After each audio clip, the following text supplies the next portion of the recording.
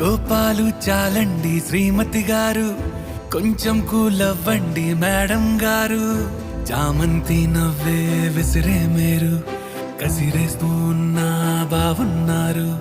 సరదాగా సాగే సమయంలోన మరిచిపోతే బాధ కబురు. వద్దు అంటూ ఆపేదెవరు? కోపాలు చాలండి శ్రీమతి గారు, కొంచెం కూలవ్వండి మేడం గారు.